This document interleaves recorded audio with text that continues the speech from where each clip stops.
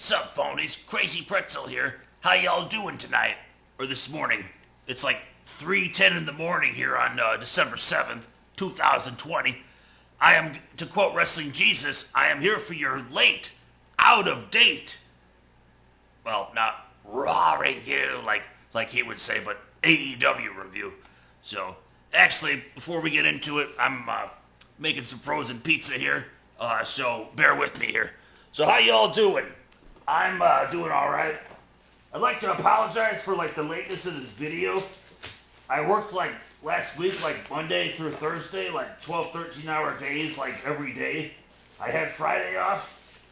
So Friday I pretty much slept a chunk of the day. I hung out with my girlfriend for a little while on Friday.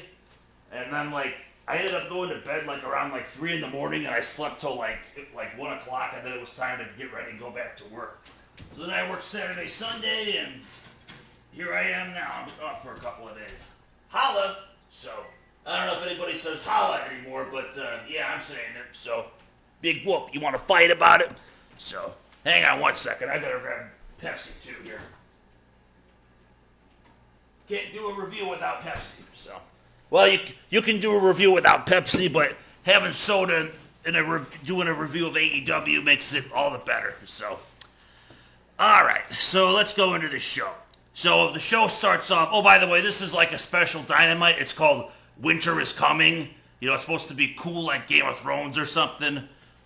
Yeah, get it? Winter, cool. Yeah, whatever. Cheesy joke. All right. So the show starts off with the Battle Royal. This is for MJF's diamond ring or whatever.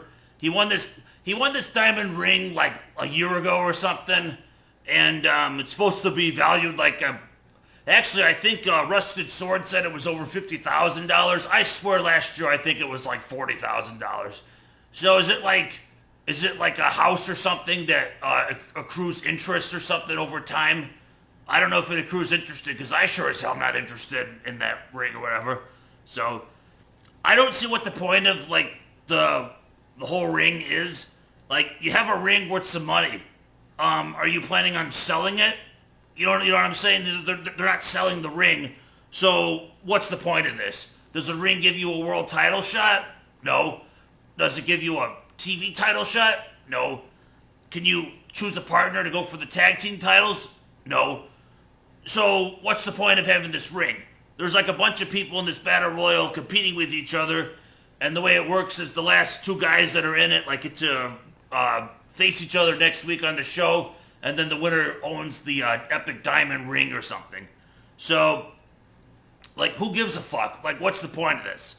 So, this was an okay battle royal. I'm not knocking the action so much of it, but there are little things that annoyed me in this that I took points off for. So, first of all, this went about 13, 14 minutes. So, again, my time limit, 10 minutes. I should give it a little bit of slack for a battle royal, but screw it. I'm not. I'm actually giving a little bit of slack later on in the show for something, but this one I'm not, though. So, time, when it was 13, 14 minutes. There was a stupid spot in this. They're still doing this Adam Page Dark Order thing. Adam Page was about to get eliminated. There was some a bunch of Dark Order jobbers on the outside that caught him or whatever, and kind of crowd surfed him back onto the apron so he could jump over it and clothesline the fuck out of somebody. What the hell is he? I can't even remember what he calls that lariat clothesline or whatever. Buckshot lariat, that's what he calls it. So he does that to somebody, and then 2 seconds later he gets eliminated on the other side of the ring, so the guys aren't even on the other side of the ring to help him. So what was the point? You know what I'm saying? That was stupid. Anything that involves the Dark Order sucks ass. So, there was another stupid spot in this toward the end. I'm not that I'm knocking they want to do some drama with Sammy Guevara and MJF and whatnot. I'm not really knocking that so much. But, so it came down to it was Sammy Guevara, Jungle Boy, MJF, and Wardlow. They were the last four guys in this or whatnot. Actually, the fifth guy was Orange Cassidy. He wasn't eliminated yet, but we'll get to that in a second. So, it was Sammy Guevara and Jungle Boy were on the top rope, right? They're on the top rope. MJF comes over, shoves them both off the top rope. Both guys fall to the floor. Guevara no-sells it and gets up and he's getting on the apron. He's like, hey, why the fuck you eliminate me or whatever and whatnot. You got pushed from the top rope to the floor, like on your back or whatever. Why didn't he sell that? So I was upset about that. So we already had to take another quarter point out for no-selling and whatnot. And then the finish was like kind of dumb. Like it was MJF and Wardlow. They realized Orange Cassidy wasn't eliminated, so they go out to the outside and bring him back in. MJF's like standing like over the ropes like for like 5 minutes or something, at least like a good 20 seconds or whatever before like they finally did his cue of like where Orange Cassidy shoves Wardlow into him and almost eliminates him. So then like Orange Cassidy does his Superman punch or his Orange punch to both guys. He eliminates Wardlow. Every time like Wardlow is like wrestles like anybody or something, it's like a hell of an effort to like even beat the guy, but Orange Cassidy just tosses him out of the ring like it's nothing. So it's going to be Orange Cassidy versus MJF for the Diamond Ring next week on Dynamite or something. So, yeah, I don't know. Like, I get it wasn't going to be MJF versus Wardlow, but I don't know. Couldn't we have something else different? Like, Miro was in this and was, like, eliminating a shitload of people and whatnot. Like, eventually, like, the Inner Circle guys threw him out, but if it had come down to, like, Wardlow versus, like, Miro one-on-one, that'd have been kind of cool, you know what I'm saying? But, no, it's going to be MJF versus Cassidy. So we had no selling in this, it went too long, and we had the stupid Dork Order spot that went nowhere. There was also a stupid spot with Scorpio Sky and my favorite wrestler in the company. I can't remember his name because TJ Dillinger. Sean Spears, that's what it is. Ty Dillinger, Sean Spears.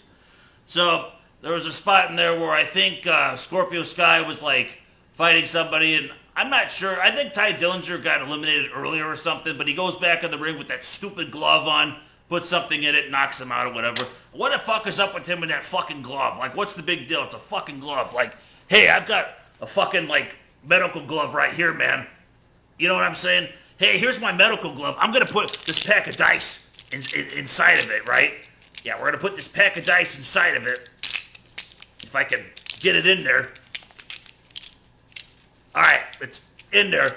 So I'm going to go up to him with it on my fist and punch him out, right? And that's going to knock him out. The glove with Sean Spears, Ty Dillinger, what a piece of shit. I hate it. So this Battle Royal, whatever, got a .25 out of 1 point. Like I said, it could have been better, but stupid shit in it. So next we have Frankie Kazarian versus Chris Jericho, one-on-one. This was alright for the most part. It was alright, but there was some stuff that annoyed me in this one too. So the match starts off, the guys are like exchanging stuff or whatever. Jericho drop kicks Kazarian out of the ring.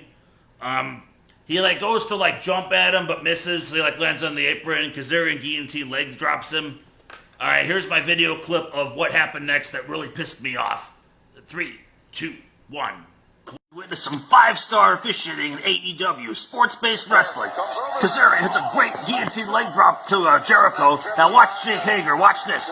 Jake Hager goes to clothesline Kazarian. Kazarian moves out of the way. The referee is watching this, mind you. Watch this. Tries to clothesline him again, tries to interfere. Grabs him this time in front of the referee. This is not a disqualification when it should be. Why is this not a disqualification? Oh, she just warns him. Yeah, just warns him. Doesn't kick him out of the ringside. Doesn't disqualify him. It's just, you just do whatever you want. So, basically this company has no rules. You can do whatever you want.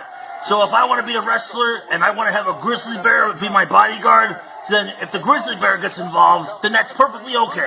And this company doesn't have any rules. Sports-based wrestling. Well, in football and stuff, there's like, you know, interference and stuff. They call for rules and whatnot, but this company can't even go by a fucking disqualification. What a rip. Yeah, what the fuck was that? I mean, she fucking like, you know, she sees all that. Aubrey sees all that. Doesn't disqualify him, doesn't throw him out of the ring. There's no repercussions. Like I said, you can do whatever you want in this company. You just do whatever you want. Like, if I, you know what, I was going to do something funny and say, if you want to throw a bottle of lotion at somebody, you can.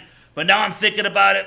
Remember that? I don't know if I don't want to think about this, but there was some stupid segment on Dynamite a long time ago where that fucking one of those Japanese guys came out, Nagasaki or something. I don't know. It's Kenny Omega's butt buddy or something. Came out and was like fucking around with baby oil in the match or something. It was supposed to be like comedy, but it was like gay comedy or something. Yeah, I don't recommend looking that up, but if you want to check that out or something, you should. Well, you should not do it, but if you want to see what I'm talking about, it was like a long time ago. Sorry about that. Bad memories. All right, let's go back in the match. So Jericho hits a code breaker. He beats him up during the picture-in-picture little commercial break. Kazarian puts the knees up from a lion salt. It's kind of impressive that Jericho's like 50 and can still do that lion salt, whatever. But Kazarian hits a flux capacitor where it's like he basically like it's kind of a side belly suplex off the top rope or something. Like Jericho was gonna fall on his back while Kazarian kind of flips with him a little bit and lands on him or something. It's a cool move, but he gets a 2 count on that. So he gets a 2 count. Jericho goes for another code breaker. Kazarian puts him on the walls of Jericho for like 2 or 3 minutes. They try to do some more drama. They have MJF come out with a towel, and he's like thinking about throwing the towel in or something. Sammy Guevara comes out to stop it. Jericho gets distracted by him, and then Kazarian rolls him up. And so you figure this could have been like a 3 count, a win for Kazarian, so like that way it would have added more drama to the Inner Circle stuff. No, he gets a 2 count, and then Jericho just hits him with a Judas elbow and pins him. So what was the point of that? You know what I'm saying? Like, you want to do some drama of distractions and whatnot. He didn't even like lose the match. So I'm kind of so-so with Kazarian. I think he's a talented wrestler, but the guy's got no personality and no character and whatnot. Like, you know, just coming out with SCU and just, you know, your SCU, you know, that doesn't make any sense or whatever.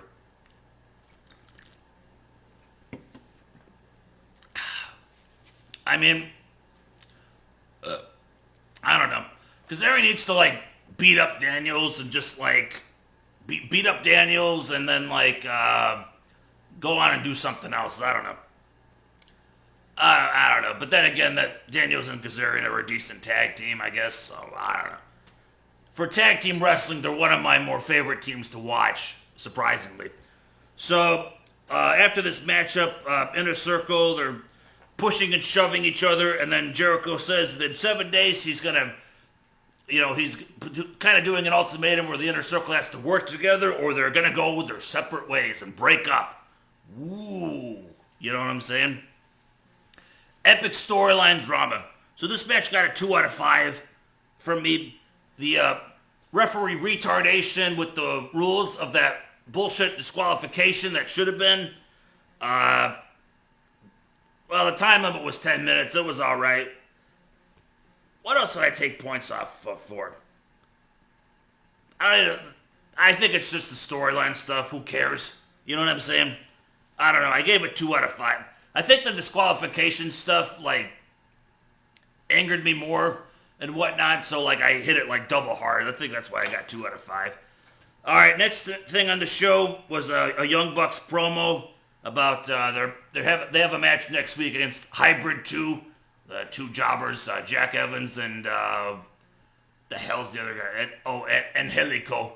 Angelico, or whatever, Angelico. So at first I was like annoyed by this promo because Nick Jackson says to Alex Marvez, you know, the king of charisma, says to him, "Do you remember when we super kicked you in the face?" That's a heel thing to say. And then Matt Jackson says that they're fighting champions and that they're going to face Hybrid 2 next week. And then if Hybrid 2 wins, then they can have a title shot because they're fighting champions. So that's a face thing. So again, are they heels or are they faces? What the fuck are they? You know what I'm saying? You want to really know what they are? They're a pair of nasty, dirty socks. Yeah. They're socks that have been on my feet for like 12 hours plus. That's what the Young Bucks are.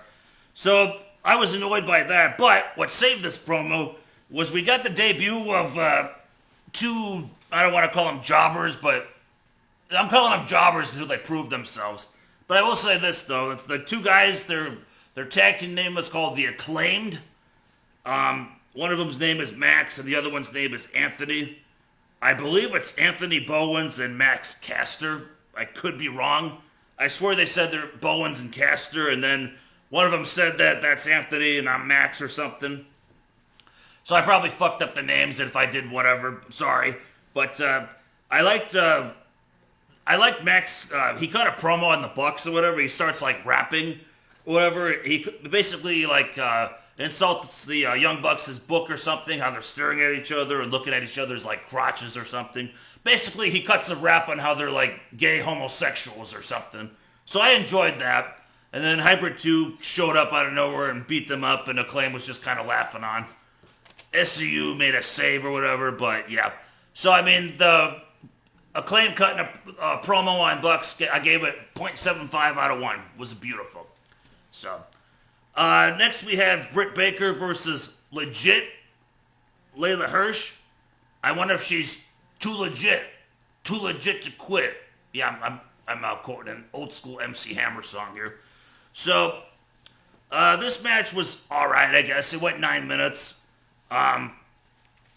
I kind of didn't understand why, like, Layla Hirsch, because Layla Hirsch to me is a jobber. I don't know who the fuck she is, right? So, I don't understand, like, why she got so much offense in on Britt Baker if Britt Baker was going to win anyways. You know what I'm saying? So, a little play-by-play action or whatever if you really want to hear it. If not, just skip ahead, but whatever.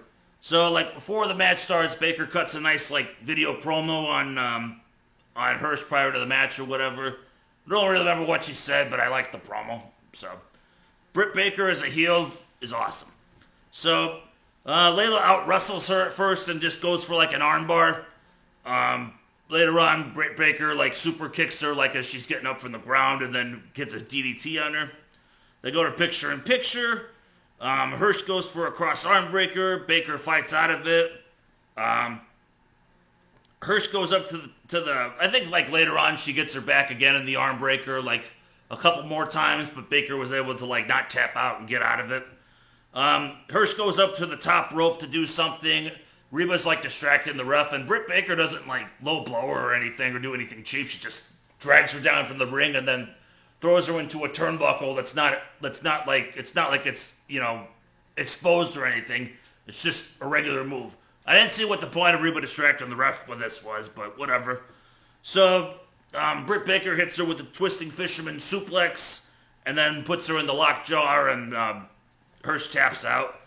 I gave this a 0.7 out of 4, or 3 out of 4, 0.75, great for a grade.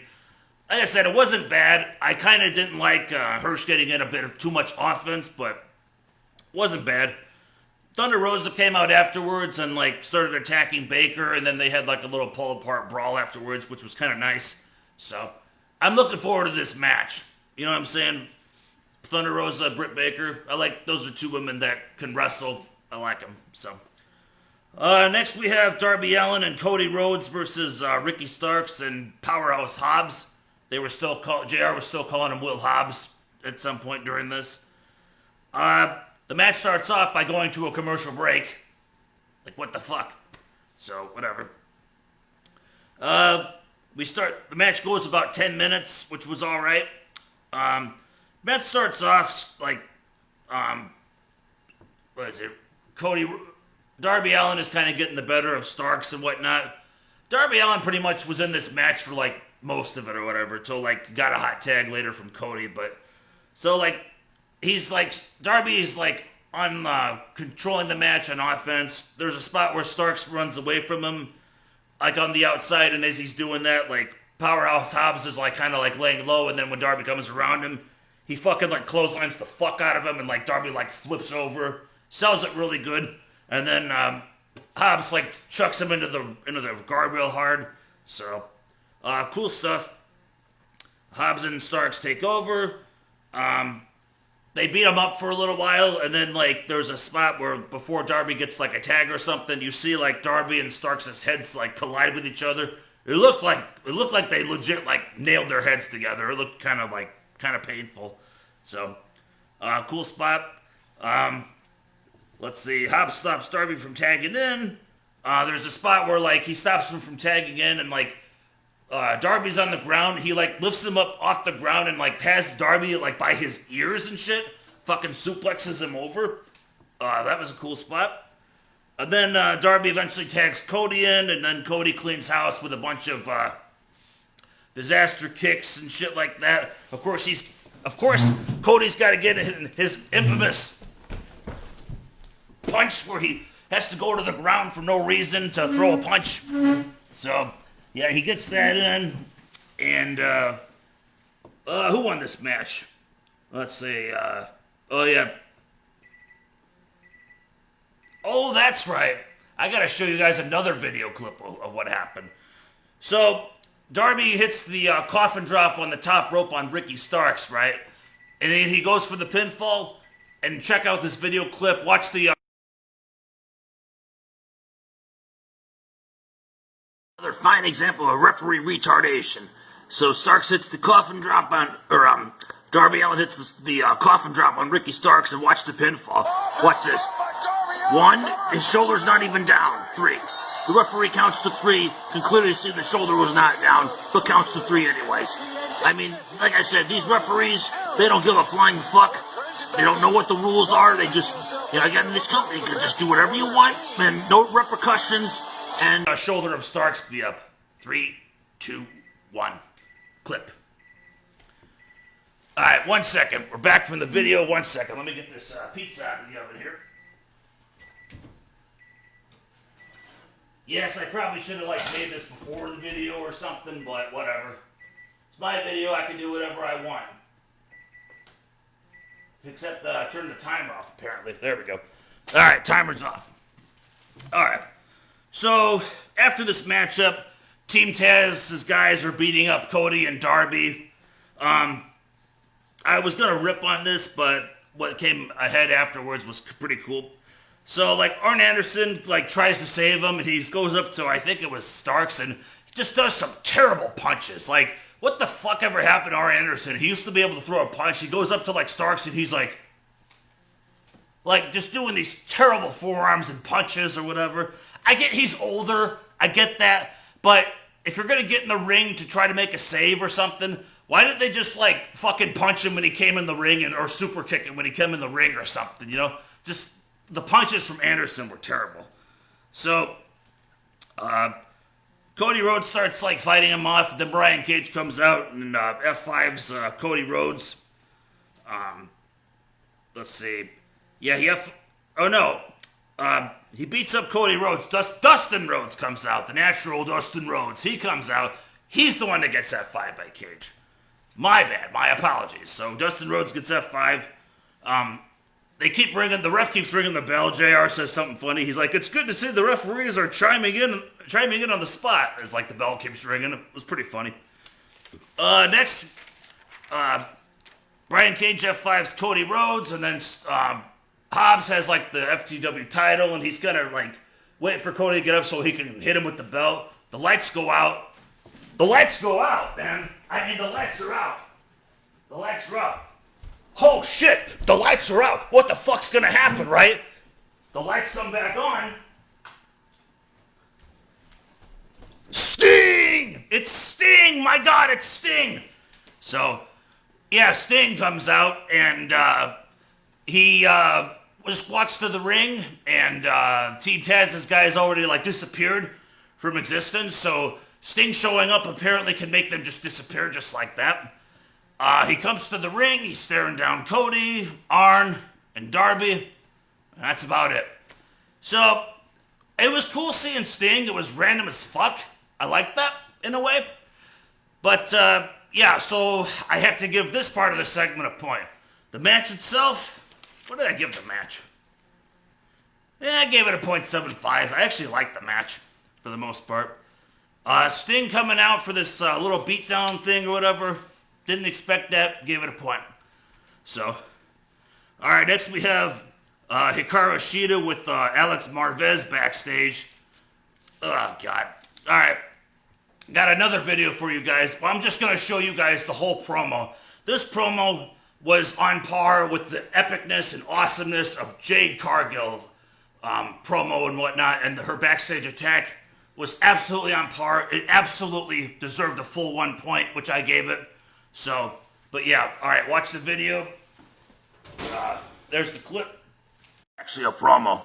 Hikaru Shida, last week on AEW Dynamite, you were confronted by one of the top contenders to your AEW Women's Championship in Abaddon, yet you seemed reluctant to engage. Why? I'm not afraid. Abaddon wants a challenge? Fine, cool. I mean, she's just a girl doing zombie cosplay. I do cosplay sometime, so it's normal. I'm sorry. Can we do this again? No, we can't. We're on live TV. Oh, okay. I gotta go. All right, you heard it from Hikaru Shida. She says she's not afraid of Abaddon.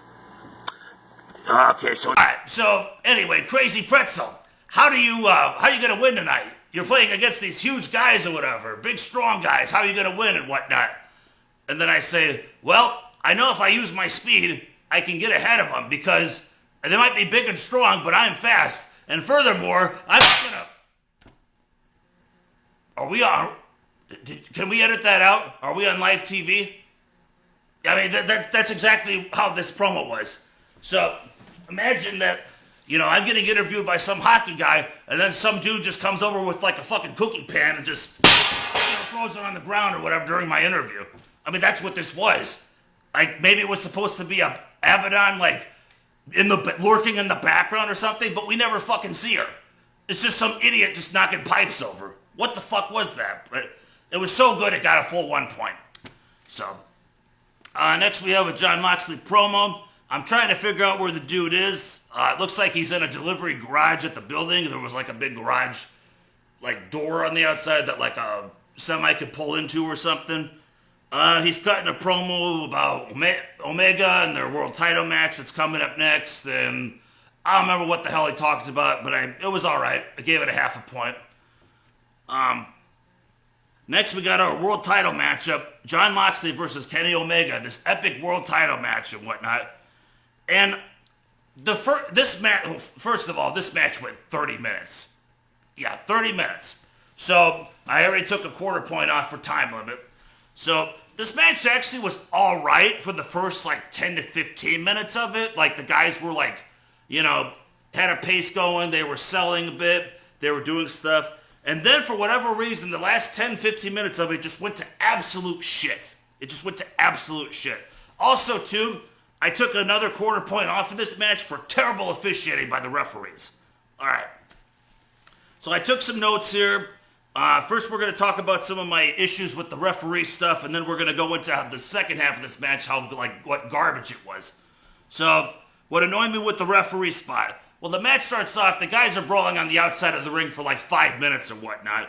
So, besides the obvious fact it's not a count out, the ref's like not even like trying to like be there to get him back in the ring or whatnot. You watch any of like Stone Cold's matches, like on pay-per-view back in the day, yeah, he's brawling with his opponent, like, in the crowd and outside the ring or whatnot, but you see Earl Hebner trying to like yell at them to get back in the ring. He's trying to at least do something. You know what I'm saying? He's trying to do something. But this fucking referee ain't doing fuck all and whatnot. Later on, they go to the outside of the ring, and like Omega was like outside the ring or something, and they were outside the ring, and like the referee I saw like the ref, he like counted to 2 as Omega came back in the ring. They were outside the ring for at least like 10 seconds, 20 seconds, or whatever. He counts to 2. Like, what the fuck? So that was annoying. Also, later on in this match, Moxley hits a finishing move. I think all this bad stuff starts to happen at this point. It's in chronological order. So, alright, so Moxley hits a paradigm shift. His finishing move in the match doesn't go for a cover. Instead, he brings 2 steel chairs in the ring, and he doesn't use them. Granted, he sets them up so he can sit on one and Omega can sit on one. So he doesn't actually use them. But the fact that he brings 2 chairs in the ring and the ref doesn't take them away from him or try to, what the fuck? Again, goofy refereeing, officiating bullshit. Sports-based wrestling. Well, like I said, if you watch football or whatnot, You know, there's all kinds of rules. Flags are down. They call plays. You know what I'm saying? Holding, something. Like, the refs have rules. This is clearly a guy bringing a weapon into a ring that is not legal, and the ref does absolutely nothing to stop it. Terrible officiating. All right, so let's go into the second part of this match that turned this match into absolute shit. So, all right. So after the chair spot, they're sitting on the chairs, right? Moxley hits his finishing move, doesn't pin him, and just win, right? So they're sitting on the chairs. They have this slap fest, punching fest on the chairs. After Omega got hit with the finishing move. So, yeah. That was stupid. So then I'll tell you more of my notes here. So after that spot, Omega hits a V-trigger, one of his signature maneuvers, right? So knee to the face. Knee to the face or whatever. So he does that, right? So does that to Moxley, hits 2 Snapdragon suplexes on Moxley. And what does Moxley do? Gets up and no sells and hits a German suplex on Omega. What does Omega do? He gets up to no sell it. And then he hits another V-trigger, and what happens? Moxley gets up and just clotheslines the fuck out of him, and then they both fall down and sell. You know what I'm saying? Like, what the fuck? Like, I get, like, in a UFC fight or whatever, the guys are exchanging punches sometimes and whatnot toward the end of rounds and not knocking each other out. Like, I get that, but these guys are getting dropped on their fucking heads. You know, I get it. Wrestling is, you know, fake and whatnot, but still, you're supposed to make it look real. You're getting fucking dropped on your head. Why ain't you selling? So, you know what I'm saying? Where's my phone? I want to sell something. So, the crowd starts chanting, this is awesome. This is not fucking awesome. No selling in matches is not awesome. These fucking fans need to be drug out into the street and shot. Quote Garfield from Garfield and Friends. Yes, he said that. 90s cartoon. SJWs, suck on that shit. Yeah, drug out into the street and shot. Alright, so going back in the match with some more no-selling. So Moxley hits a second paradigm shift on Omega for a 2 count. Moxley, so Omega goes to the outside. Moxley goes for a tope suicida, or suicide dive. So what does Omega do after getting hit with a finishing move? V-trigger, again. So that's the third V-trigger he's done in this match, right? Third one. So Moxley, they go back in the ring. Moxley gets dropped on his head with a Tiger Driver 98. Fuck you, Rusted Sword. So, for a 2 count. So, guess what happens next? V-trigger. Then Moxley reverses something. V-trigger. Then he hits him with a big slam or whatever. And then we get another paradigm. This spot. So they go to the outside of the ring. Moxley hits a paradigm shift on the floor through some kind of stereo box or some kind of light box or something. There's some kind of box like outside or whatever. So you see Omega's head kind of hit this thing and then go to the floor kind of. So yeah, that's a fucking stoppage, concussion, angle, whatever you want to do there, whatnot. So the refs are checking on him, right? So Don Callis, who's been doing commentary this match, from Impact, Cyrus the Virus. He was all right when he was that character, but yeah, Impact Wrestling. I won't watch Impact Wrestling. TNA used to be decent back in the day, but it was decent to kind of good, and then it went to shit after 2012, I would say, or whatnot. So, but even then too, it would have still been watchable, but the fact that it just went to Don Callis' group and just how terrible the show sounded, whatever, and whatnot, yeah. Alright, anyway, let's go back to this and finish this up. So, Don Callis has a microphone. He's standing on the part of the ramp by the ring with a microphone. Moxley goes over and punches him.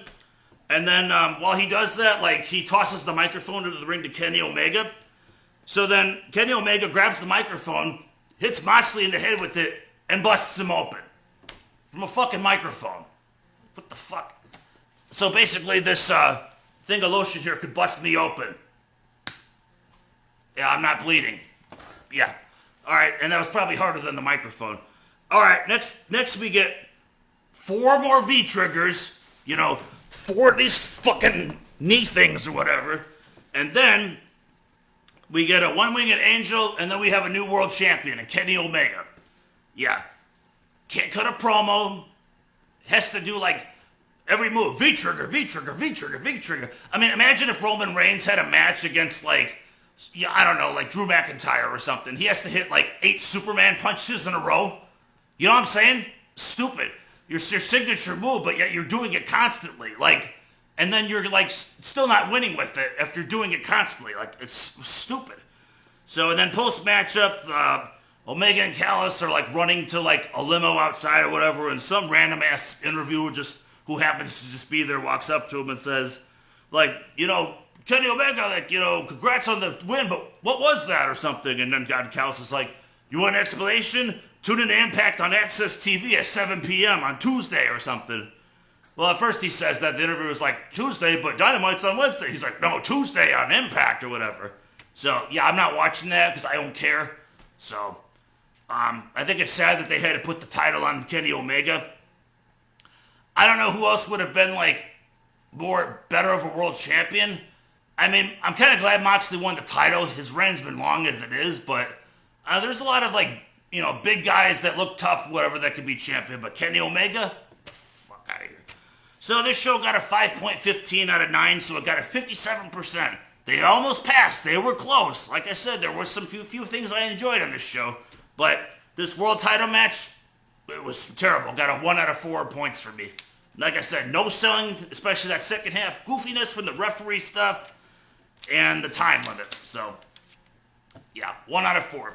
So, alright, well, that was my AEW review. I'm going to eat some pizza. I'm finally off work for a couple of days. Rock on. And yes, I know I need to clean the fuck out of my house. So, apparently I need to take care of my lights too because Sting showed up. I almost showed up in my house. So, alright, thanks for watching, guys. Have a good one. Peace.